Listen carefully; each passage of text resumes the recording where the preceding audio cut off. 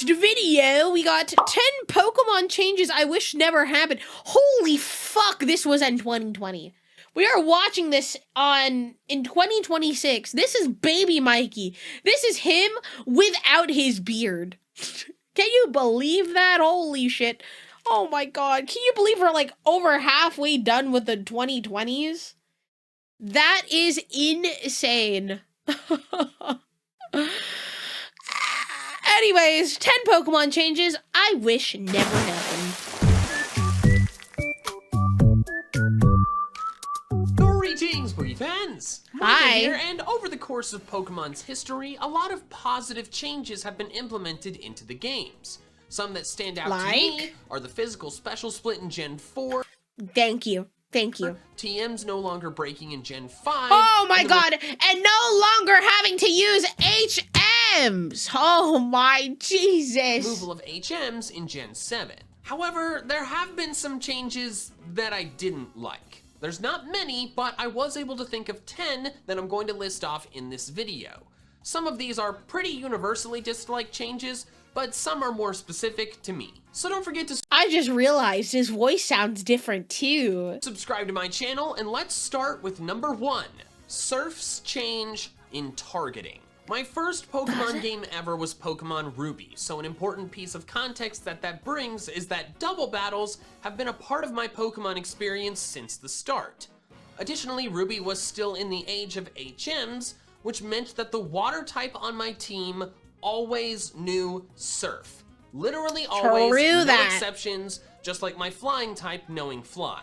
The other HMs I could go fetch when needed, but Fly and Surf were used so often, especially in Hoenn with all of its water, that I felt like I needed those moves at all times. I would structure my team in such a way to make sure my water and flying types could learn them. Plus, both Surf and Fly are pretty strong moves, so not only were they used for traversal in the overworld, they were the primary attacking move for my water and flying types. In the double battles I would encounter in Gen 3, I would often utilize my water Pokemon for those battles, because Surf would hit both enemy Pokemon for great damage. The most consistent situation I would use the move in was against Tate and Liza to obliterate their Solrock and Lunatone. Goodbye! Plus Quail if it was Emerald. Goodbye, I Rocks. enjoyed having the freedom to do that. Then came Pokemon Diamond, and on my team I had a Floatzel, which of course knew Surf.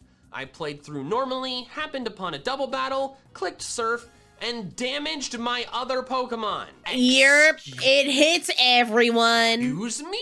Between generations 3 and 4, Surf was changed from impacting the 2 enemy Pokemon in a double battle to the 2 enemy Pokemon and the ally Pokemon, like Earthquake. It was no longer practical to use it in double battles unless the ally had some way of avoiding it or protecting, which was not the case for most of my team since double battles are so infrequent in playthroughs. So the main attacking move for all of my water type Pokemon for many generations became basically useless in gonna nuke your own Pokemon. Double battles, when in Gen 3 it was excellent in double battles. Plus, there's an additional extra kick in the pants, which is Muddy Water. Muddy Water is a move that is identical to Surf, except it trades lower accuracy for the chance to lower the opponent's accuracy. The move even looks the same, except Muddy Water has brown water. Yet for some reason, Muddy Water still to this day only hits the enemy Pokemon, while Surf hits the ally. Oh my god, and it's less accurate too. That makes no sense. Why were they not both changed? Thankfully, Gen 7 removed HMs. That is true. And Literally makes no Surf sense. was no longer necessary on my water type, so I could use Liquidation or Scald just fine in double battles. However, for the generations between 3 and 7, not being able to use my main water attack in double battles was very annoying.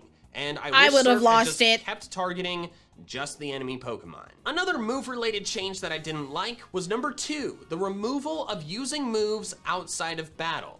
Now, I know what you're thinking. That seems to contradict with me just saying that the removal of HMs was a good thing. Like Flash and stuff? Is that what we're talking about? To clarify, I'm not talking about mandatory overworld moves, I'm talking about optional ones. When Sun and Moon came along and HMs were permanently replaced by ride Pokemon, the Pokemon community rejoiced. No longer did that our was team's me. movesets have I was rejoicing. Fuck to be HMs. partially taken up by often inferior moves, nor did we have to use an entire party slot for an HM mule. However, when they removed these mandatory overworld moves, they also removed the optional ones that could make your life a bit easier. The ones that I'm specifically talking about are Dig and Teleport. Prior to Generation 7, Dig could be used to quickly escape from not only caves, but also sometimes buildings.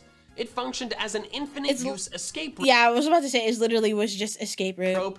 And it was quite nice to have to get out of any sticky situations deep in a cave. The move itself was also pretty good in battle, especially considering that most ground types don't learn Earthquake until later levels, so you could use Dig for a large portion of the playthrough. As for Teleport, it was a very useful precursor to Fly, allowing you to instantly warp back to the last Pokemon Center you visited.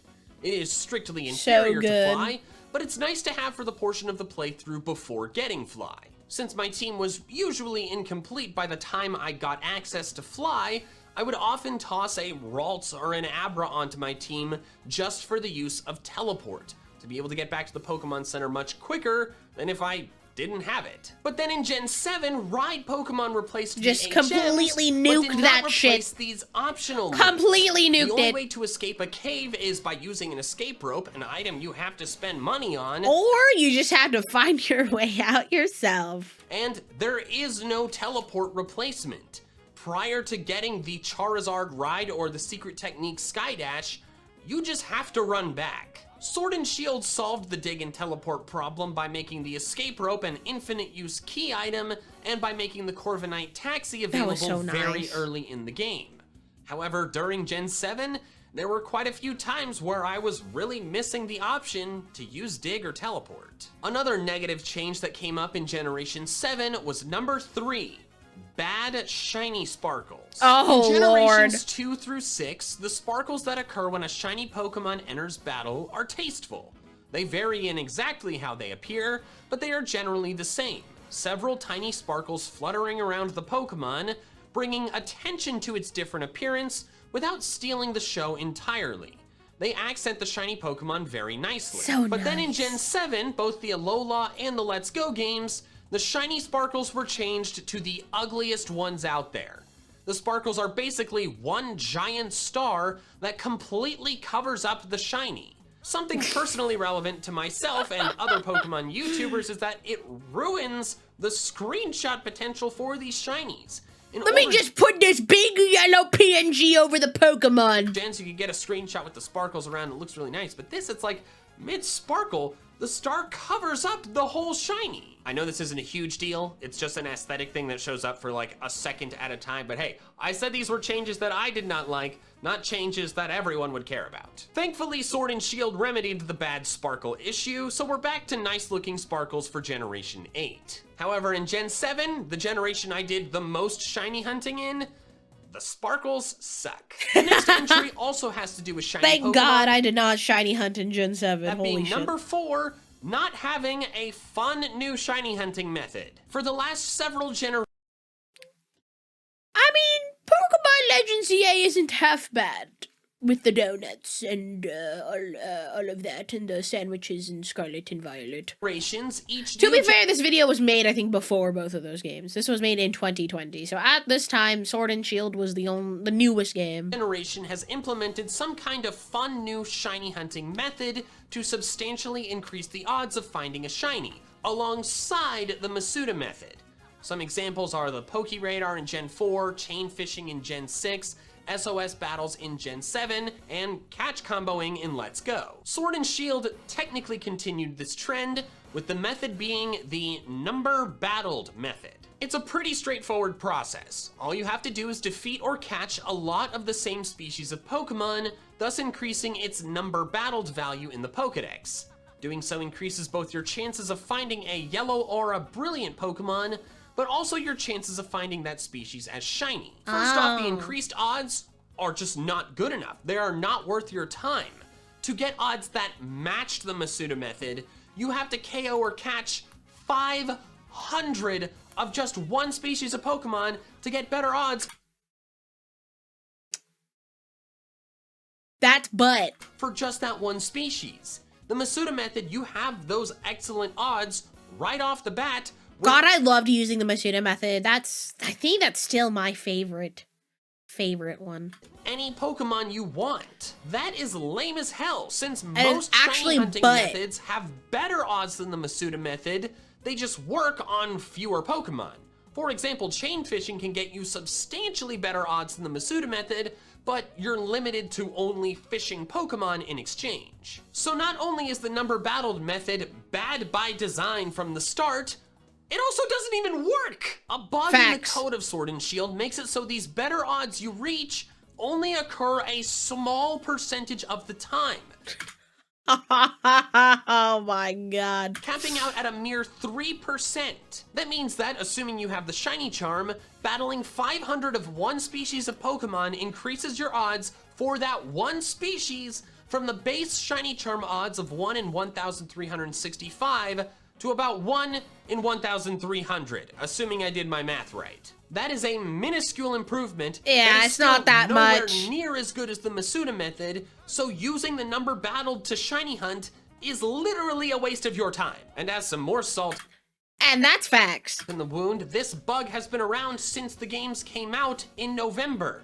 I am filming this video in May of 2020. It's been 6 months What the fuck? since release, and they Mid-COVID! haven't patched this. Man, Game Freak is really sometimes unacceptably slow with patching their games. Animal Crossing had some bugs at launch and they fixed it in like 2 weeks. Come on, Game Freak, be more like Animal Crossing. The end result of all this is God, I love Animal Crossing. Such a fun game. that the only Did they ever worth patch it? I have no idea. your time shiny hunting method in Sword and Shield is the Masuda method, which for me is painfully dull and has killed my interest in shiny hunting. I don't know. I like the Masuda method. I love doing that. Dramatic change from the catch combo method in Let's Go, which was the game that I had the most fun shiny hunting in ever, to a method that may as well not exist, is a dramatic change that I am very not happy about. Now, while I loved the shiny hunting in Let's Go, there was a change that those games brought that I was not happy about. Oh, That being number Lord. 5, the Let's Go stat system change. In most main How does that series work? games, Pokemon can gain extra points to certain stats by gaining effort values or EVs. There's a limit to how many you can give a Pokemon, that limit being 510, but functionally 508 since EVs have to be done of multiples of 4 to do anything. Every 4 EVs in one stat corresponds to 1 additional stat point for that Pokemon at level 100.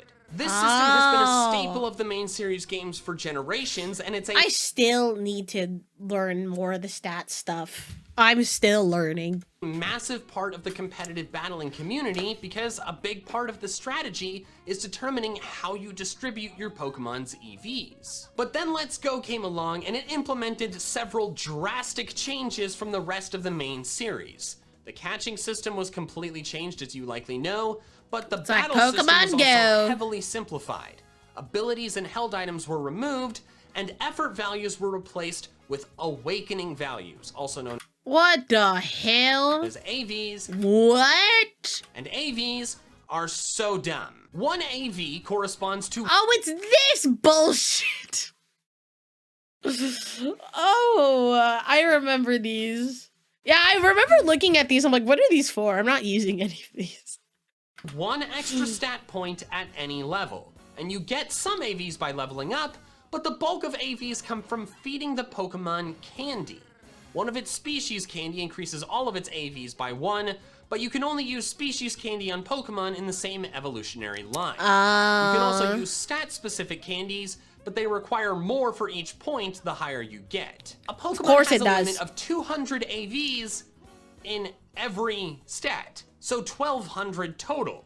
That means there's no strategy whatsoever with how you distribute them because you're just incentivized to give a max of 200 AVs in all of the stats for a Pokemon. So instead of being like EVs, where it's a strategic way to figure out how you distribute them, AVs, you just give as many as possible to your Pokemon. They're pointless. So pointless, in fact, that if you do an online PvP battle against another person and you select normal rules, AVs are removed. Why do they Then why are they there? exist? I'll tell you why. To make the playthrough even easier than it already is. I mean, I'm just very convinced that the Let's Go games were literally made for like 5-year-olds. So I guess that makes sense. AVs can be applied to a Pokemon at any level if you use the species candy. So if you give a level 2 Pidgey 200 Pidgey candy, it will have over 200 in every stat at level 2.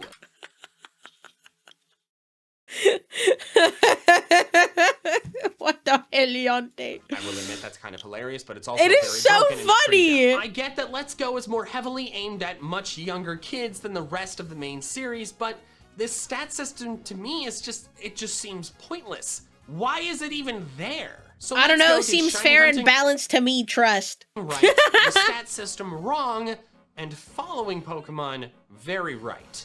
That's actually the focus of my next entry, that being number 6, the removal of following Pokemon. Following Pokemon were first introduced in Heart Gold and Soul Silver. I mean, and I don't think we kinda have it back. a single person exists who disliked this feature.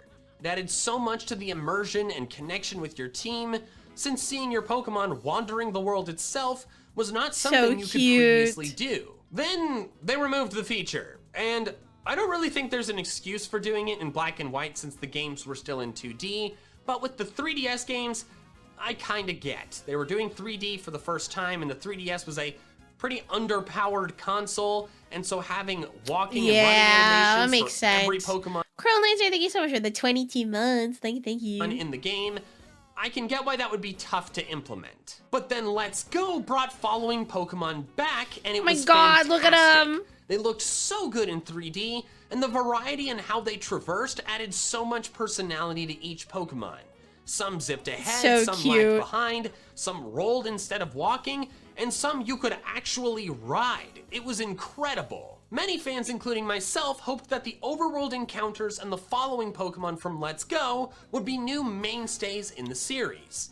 Then Sword and Shield came out and overworld encounters were there, but following No Pokemon following were Pokemon. not. I really don't think there is any excuse for this. As I mentioned in the 3DS games, they would have had to code in a Pokemon, all Pokemon, being able to walk or run around in the overworld. And that would have Something probably taken up so much resources. Holy shit. did not occur in the vast majority of the games. But in Sword and Shield, almost every Pokemon is already in the overworld and has the running and walking animations. Yeah, you just coded might as well in. just code Was it to, that like, follow, no? hard to just add one more Pokemon to the overworld at any given time? I'm not Would that have actually broken the game? Because I don't think it would have, but...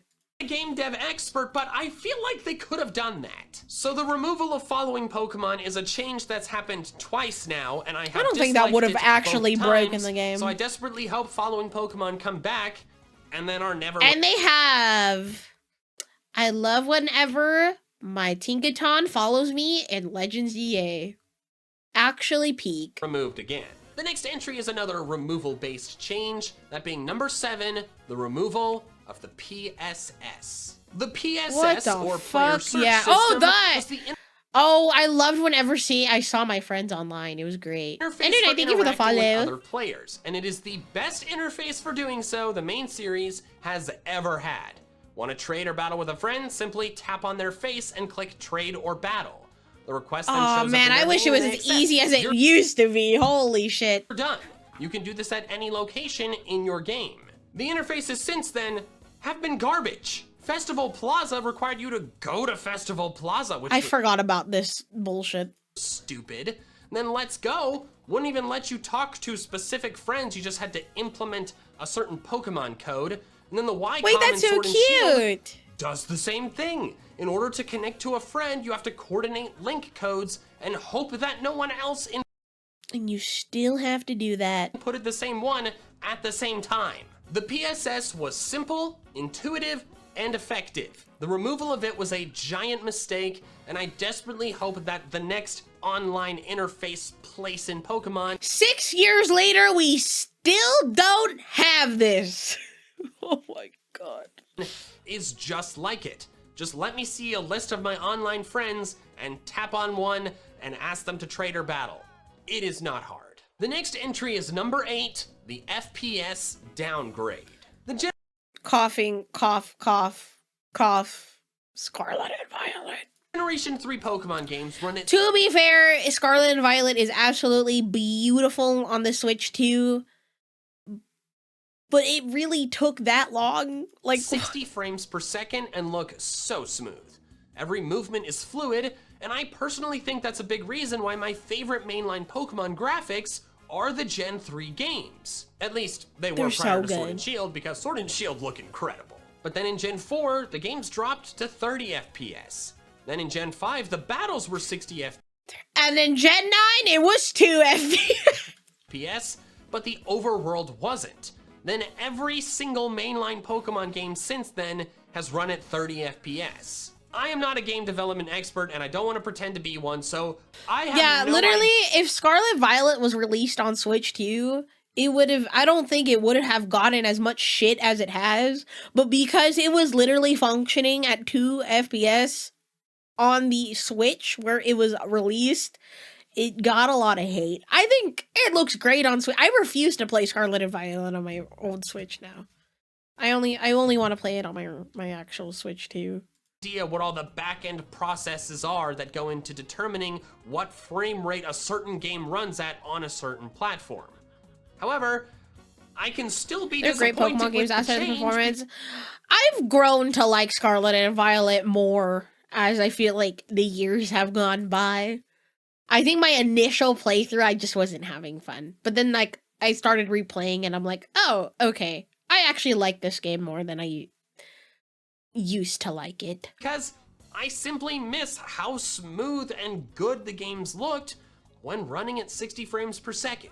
Next So up is good. number 9, the change to berry growth. Starting in Gen 3, the game... You know, that's such a good point with, like, if Game Freak took 3 to 4 years instead of 1 to 2. That's why I'm not tripping that Gen 10 isn't out yet.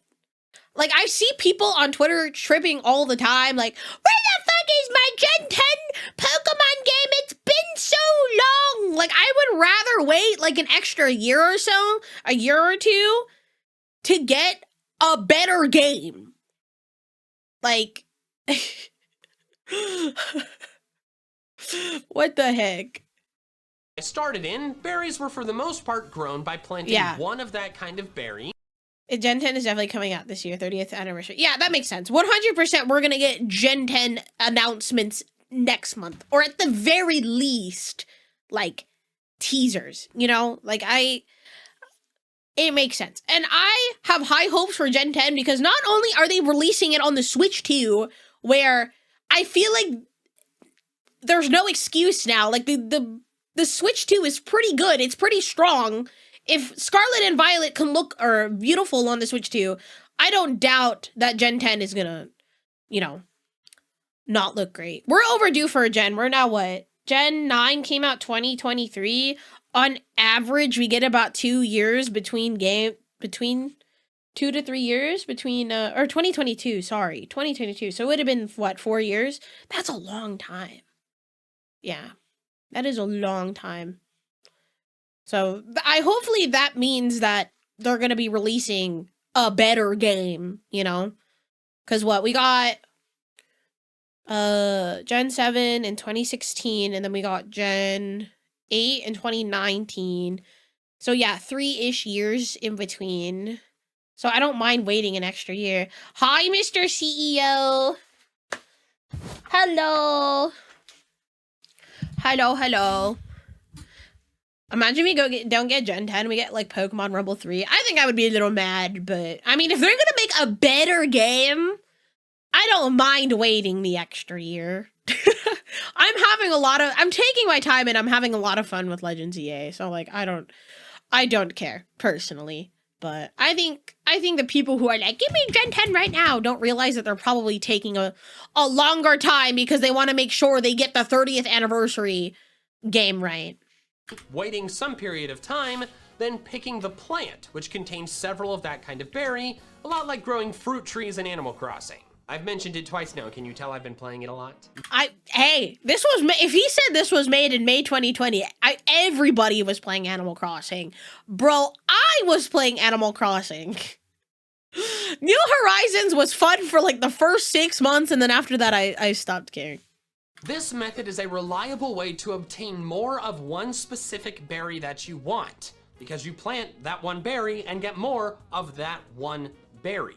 Every mainline game from Gen 3 to Gen 7, except the Gen 5 games, had a way to plant berries and grow more of the I never thought about that. When was the last time I was able to plant a berry? ones you want.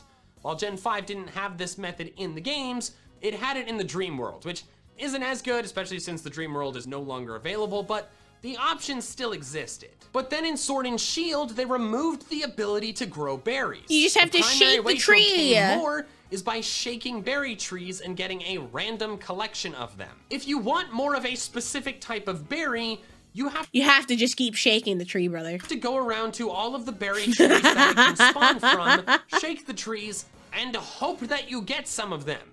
And you can only shake a tree once. BDSP has berry planting. BDSP doesn't count. Once per day. I experienced quite a bit of annoyance. BDSP, it's literally just Diamond and Pearl on the Switch. With this, when I was trying to get a lot I meant like a new mainline game. When was the last time I was able to do that? I feel like it's been so long. Reducing berries in Sword and Shield during the Metronome Battle Federation Season 2.